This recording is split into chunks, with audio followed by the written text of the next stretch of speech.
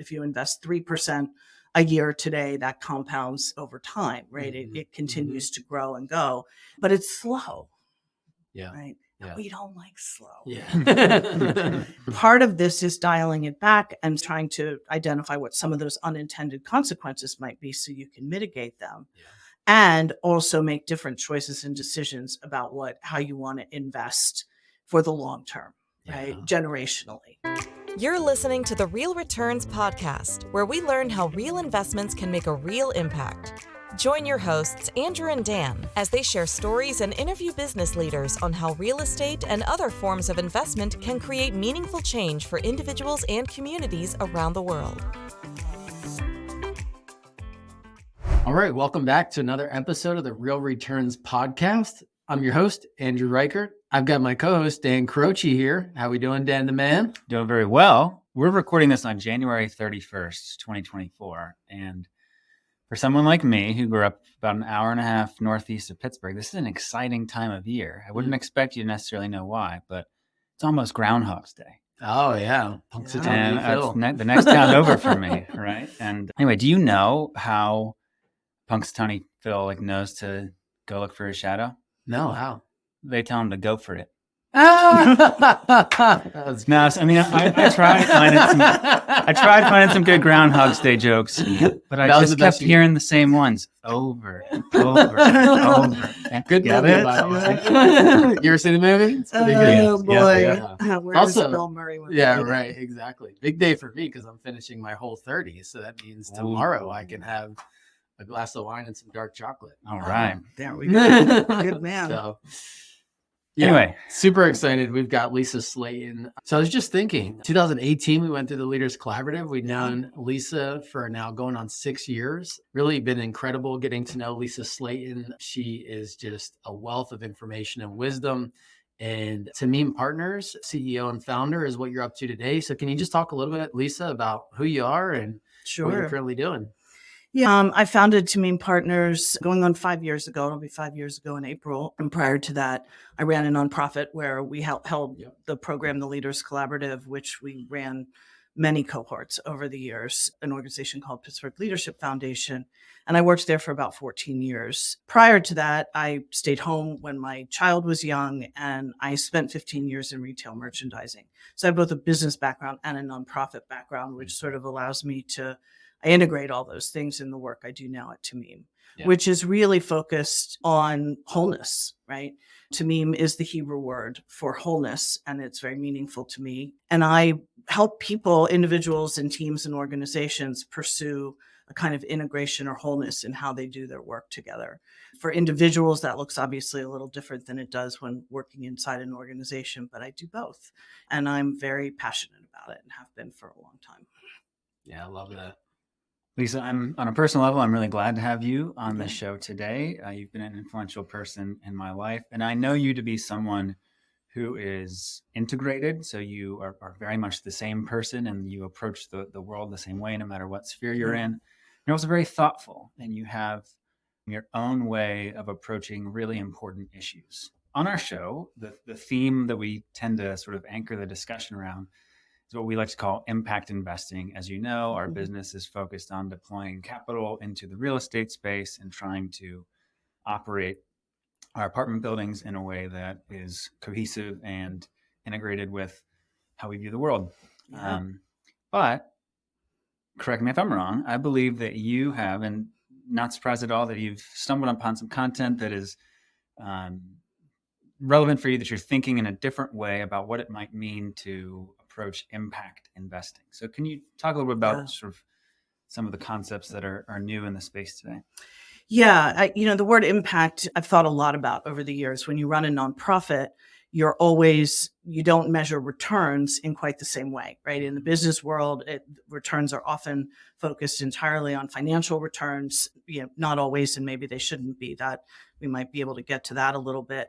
But in the nonprofit world, nonprofits are trying to solve big social problems, right? That's their purpose. And so the language even became, for many years while I was in the nonprofit sector, they redefined ROI as return on impact, right?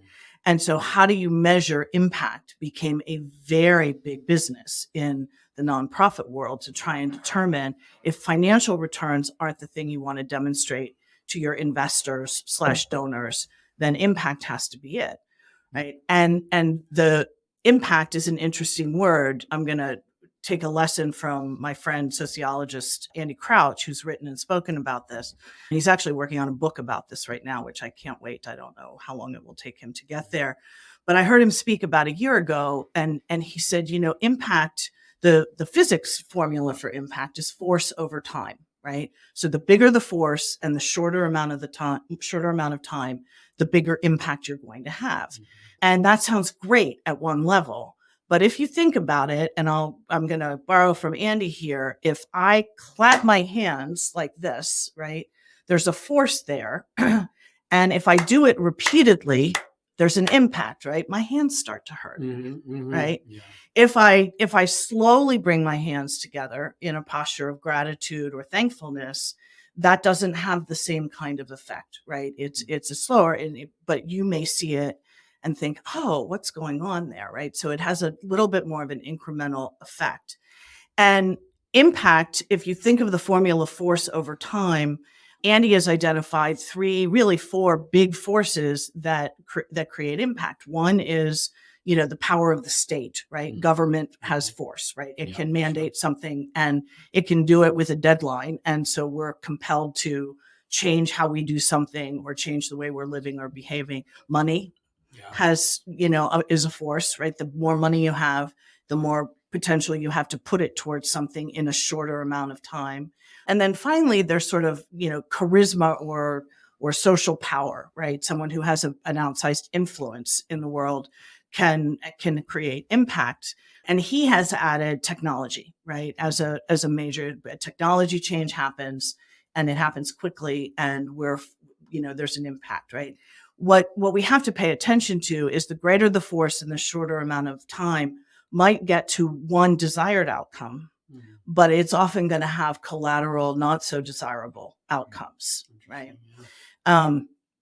And so there's a place for that, and I don't want to diminish. I think as humans, I think this, this is what you're trying to do here at Burgo. It's what I try and do every day. We want to have an impact. And we could define impact in that sense as being wanting to make a meaningful difference, right? Mm-hmm. You want to make a meaningful difference through real estate. That's the heart and soul and heartbeat of what you're doing at Burgo, for your investors, for your tenants, for all of it. I want to make a meaningful difference in the lives of the people and the organizations that I work in. And the temptation to do that with a lot of force often delivers unintended consequences, right? Mm-hmm. And so what if the formula changes a little bit, right? What if it's more to create more sustainability over time, even generationally? Mm-hmm. What if we slow it down? And impact is really more about influence. Maybe that's not quite the perfect word, but how do we change things? We're going to talk a lot about change today, because that's really what impact is all about. We want to change something. Mm-hmm. Doing it through friendship and faithfulness over time. Mm-hmm. And Andy suggests in his formula that that's, little f to the t, an exponential, right? Mm-hmm. So compounding, you guys talk about compounding interest. Yeah. If you invest, I can't remember what the numbers are, but if you invest 3% a year today, that compounds at what rate over time, right? Mm-hmm. It continues to grow and go, but it's slow. Yeah. Right. Yeah. We don't like slow. Yeah. and so part of this is dialing it back and saying, okay, potentially trying to identify what some of those unintended consequences might be so you can mitigate them. Yeah. And also make different choices and decisions about how you want to invest for the long term, right? Generationally, rather than trying to see the impact immediately. Now that's hard when you have investors to answer to. Yeah. Right. So there's a real tension there that we have to live with. And I think we have to begin to do the work of resetting expectations for some of our investors as well. Yeah, that makes so much sense. So the picture I have as you're talking about that is almost like, instead of being transactional, being relational, and really absolutely valuing that long-term horizon instead of the quick buck or the quick hit, Yeah. the quick dopamine thing, right? Right. Which is honestly like the thing that is driving today's day and age. It's all about the quick fix. It absolutely is.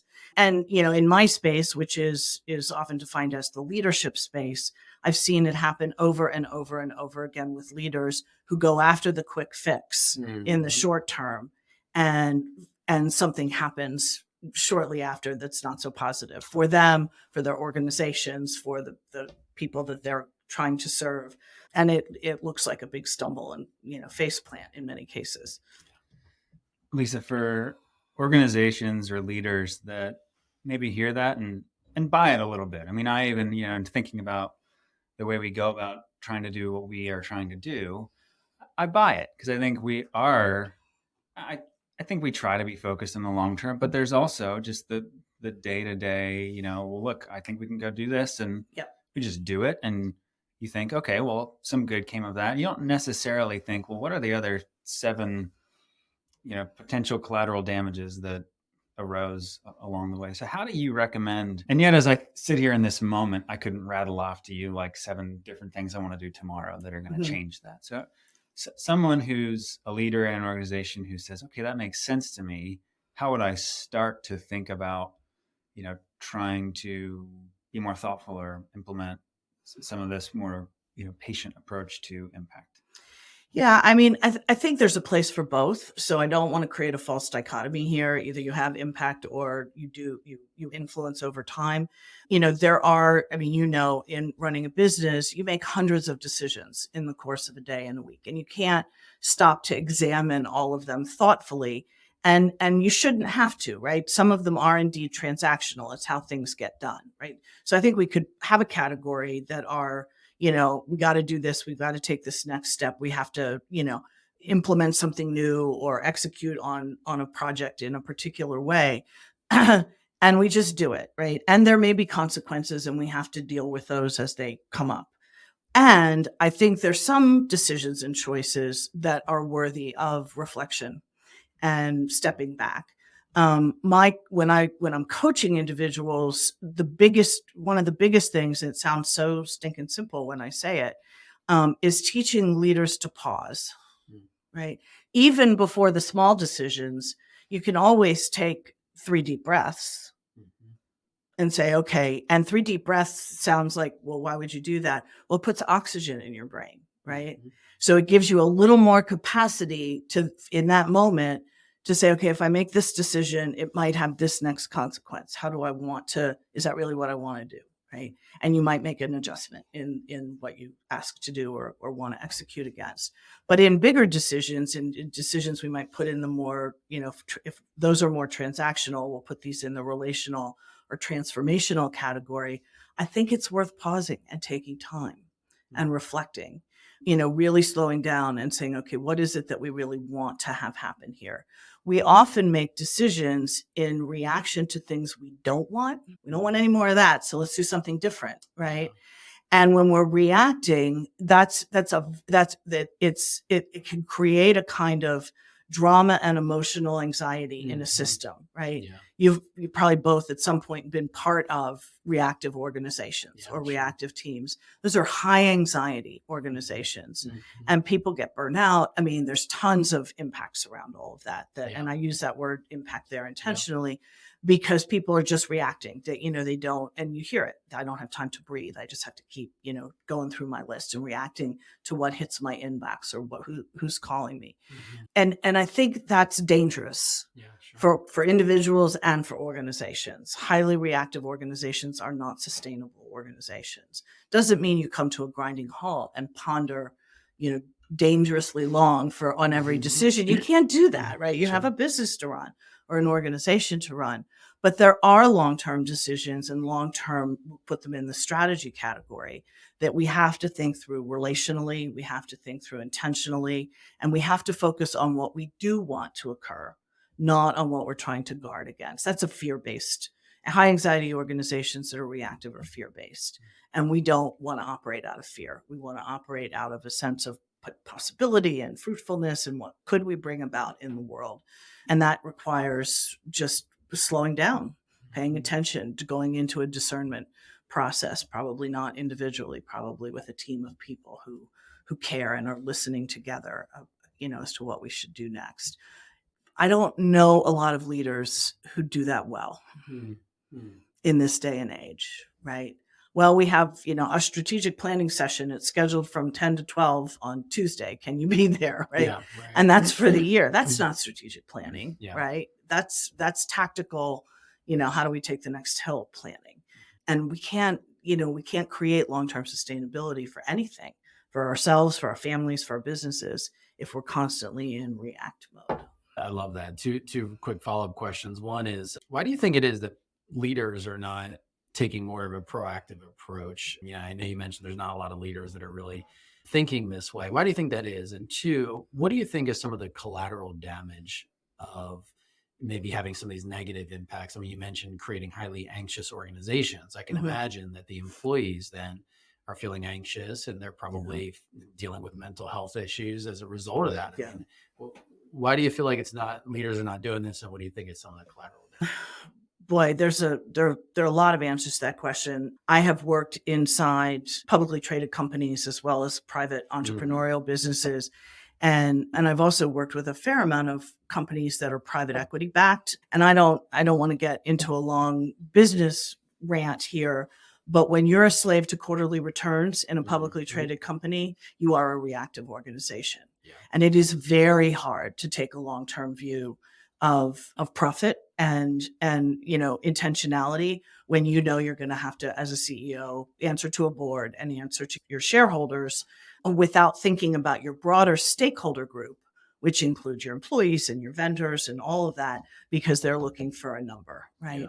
Similarly, in the private equity world, they're looking for a revenue and EBITDA number. That's what private equity is after in their investment portfolios. And some of them are better and some of them are worse. I've seen both, but they tend to, particularly as they move towards liquidating the investment, they tend to want to drive every extra expense out of the business to get to that EBITDA number and to get to that revenue number so that it's attractive for a sale, right?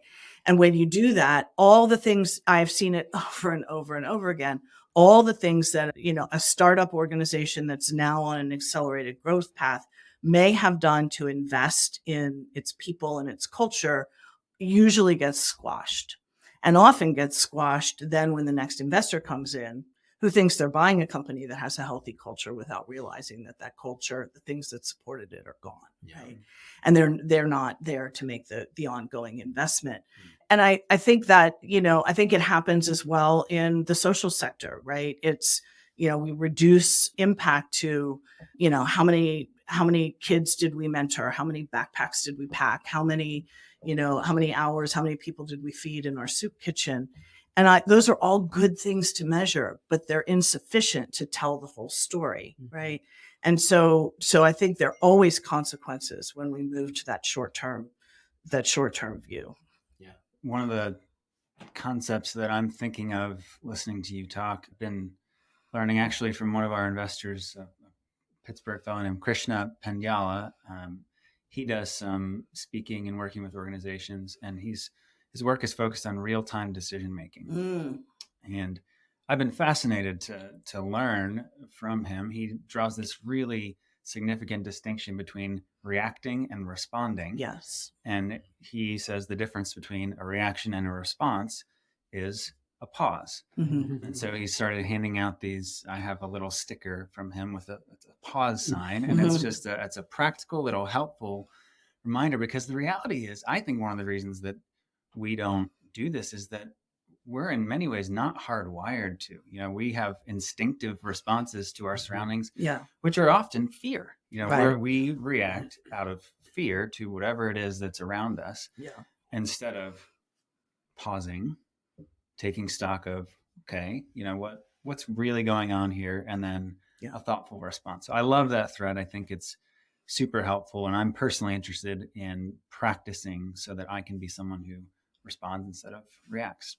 That said, I'd like to pivot to something that has been your great work for the past year plus, couple of years. Why don't you tell the audience about what you have been spending time working on, some of your thoughts around these new concepts, and just bring us up to Yeah. speed. So about 2.5 years ago, I was in a conversation with a good friend and colleague, Michaela O'Donnell. Michaela runs something called the Dupree Center for Leadership, which is housed at Fuller Seminary out in Pasadena. And we did some work together during the pandemic, and she had written a book that came out a couple of years ago called Make Work Matter. And in a conversation, she said to me, I'm beginning to think about my next book. She had a 2-book contract.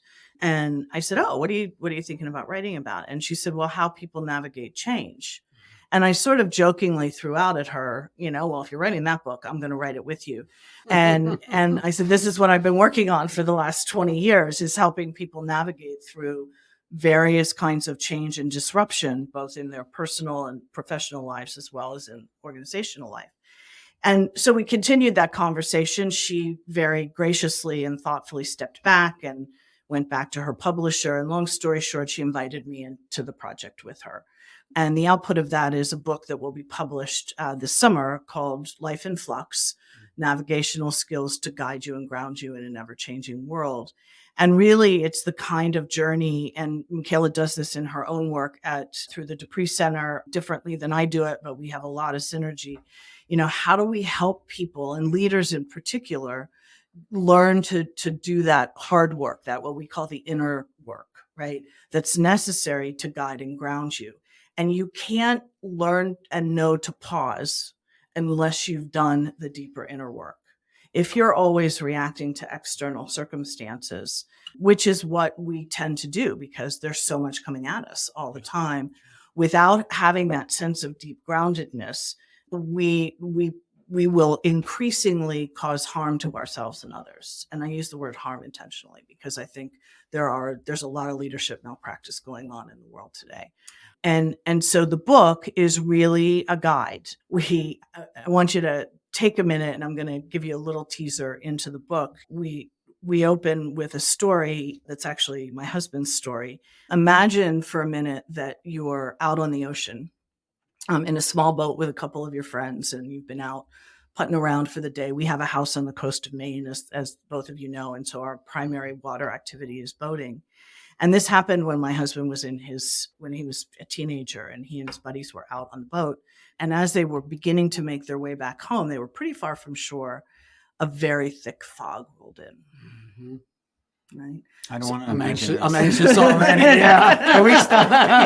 Yeah. Right. So the fog rolls in. I don't swim very well, so you're out on the big bad ocean, and you're in a 17-foot boat. And it's, by the way, just context, I think this matters for a variety of reasons. It was probably around 1967 and 1968, right? So not the technological era we're in now. And the primary navigational tool back in those days were charts, paper charts, right? That showed you where the ledges were and where the rocks were and how, what channels to stay in and all of the things.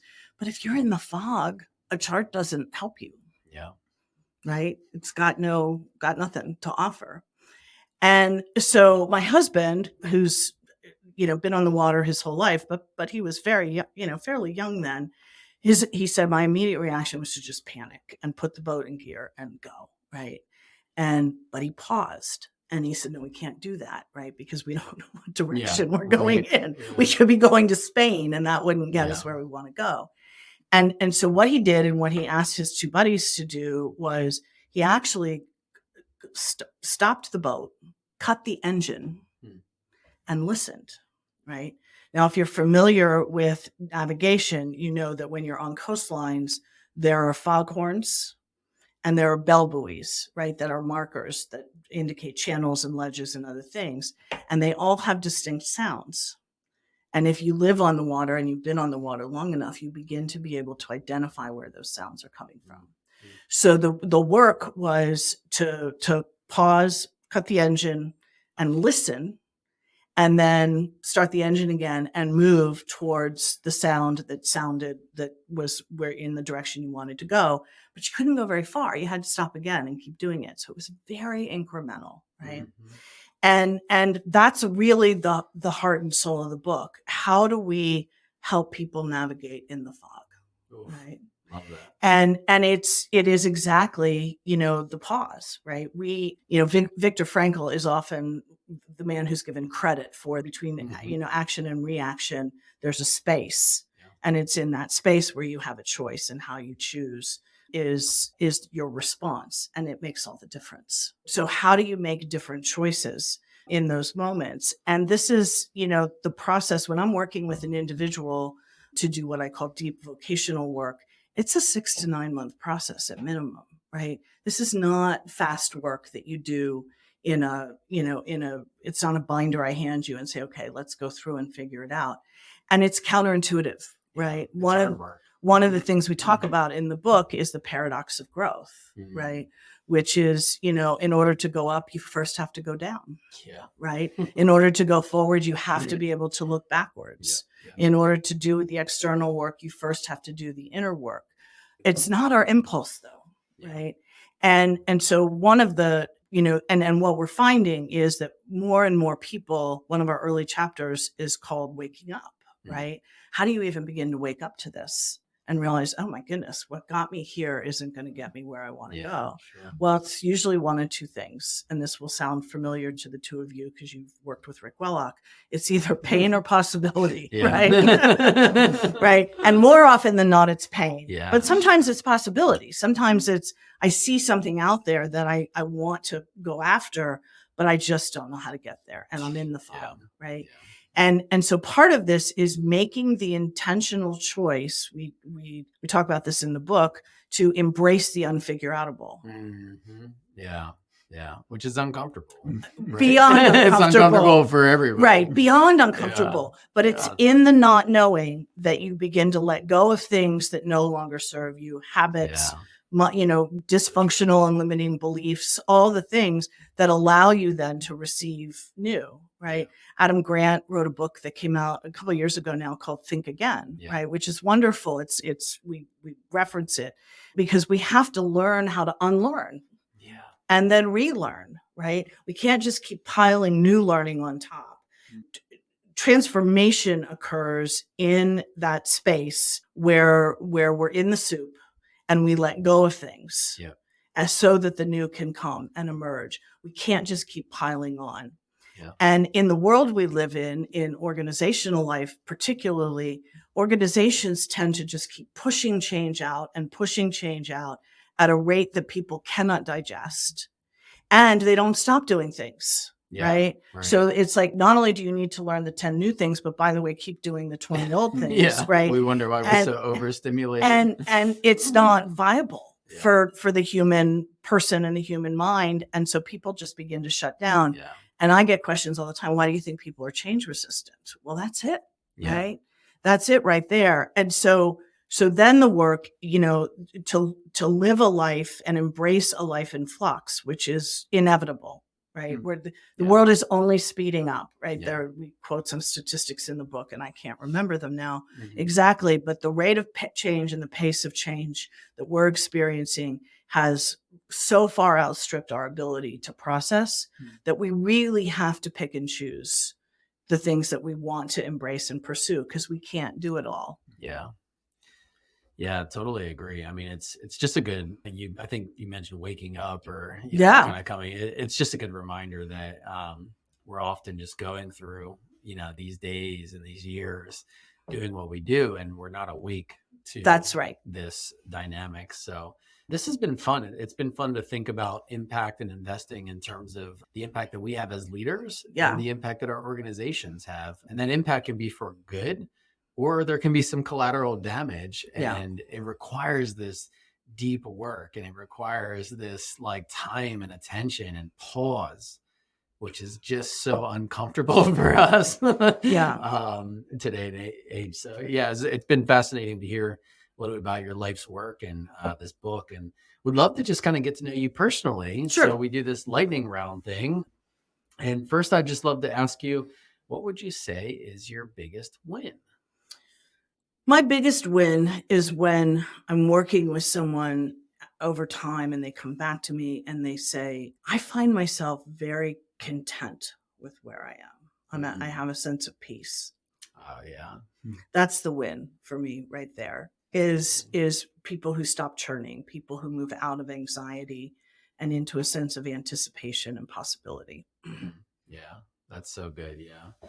And it's so rare, Yeah. as you've mentioned, like to really be able to move into that and be comfortable in your own skin and know who you are. Yeah. It's just really challenging. What would you say is your favorite movie?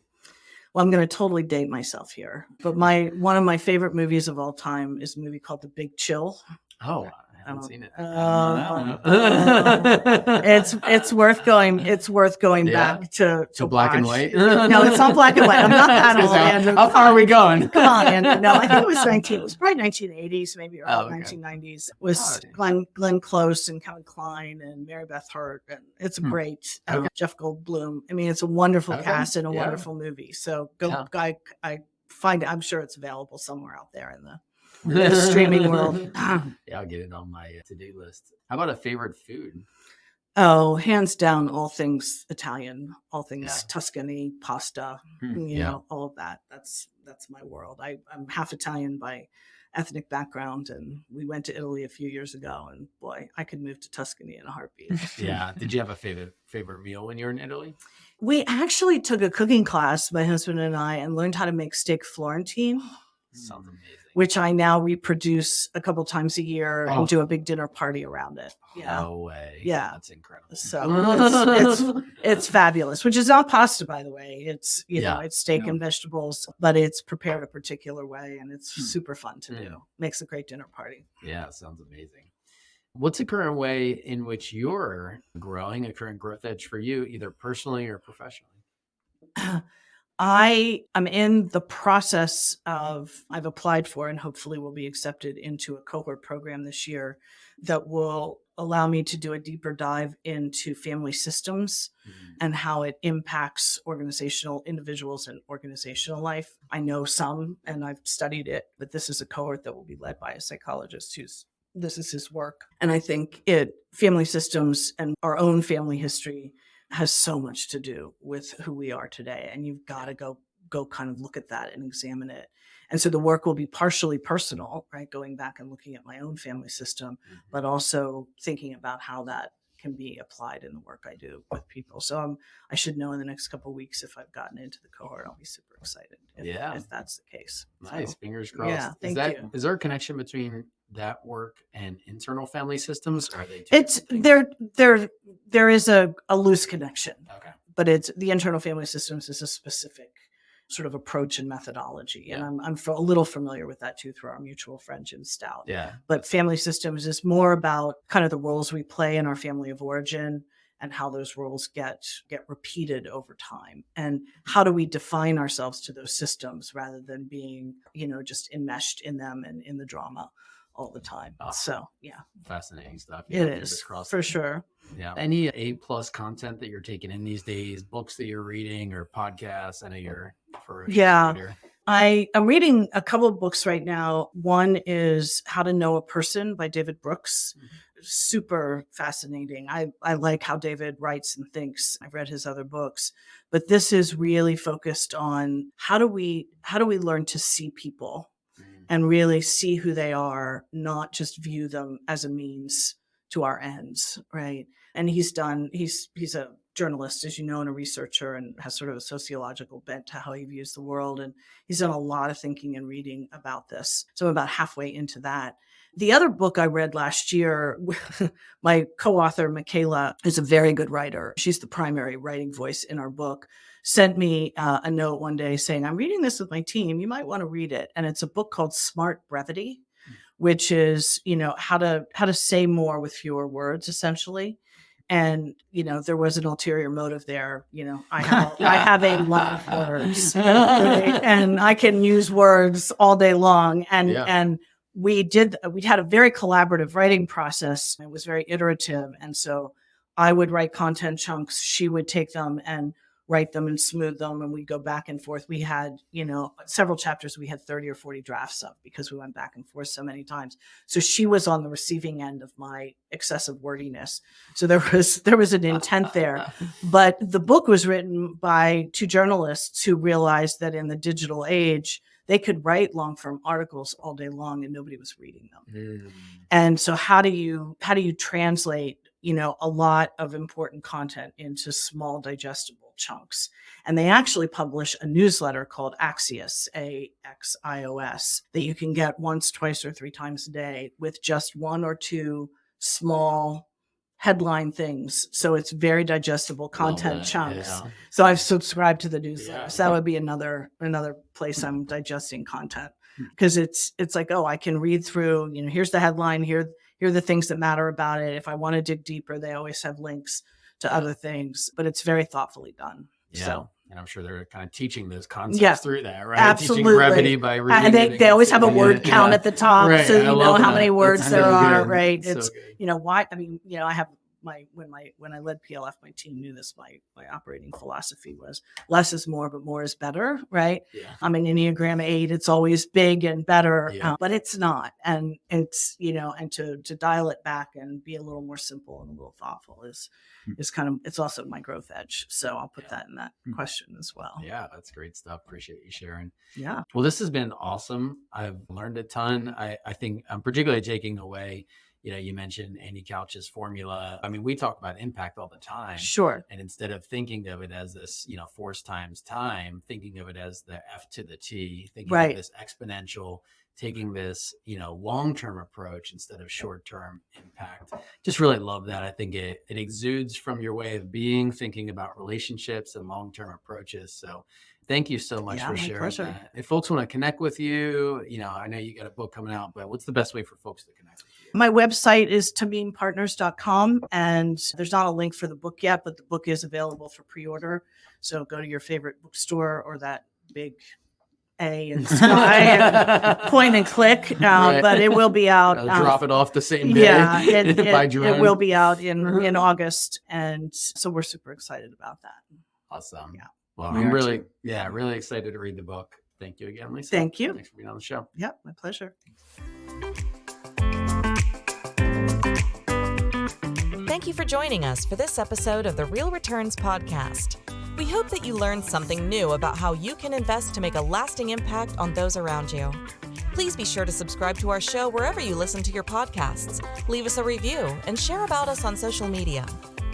We hope you will join us for our next episode, where we will be continuing the conversation around impactful real estate investing.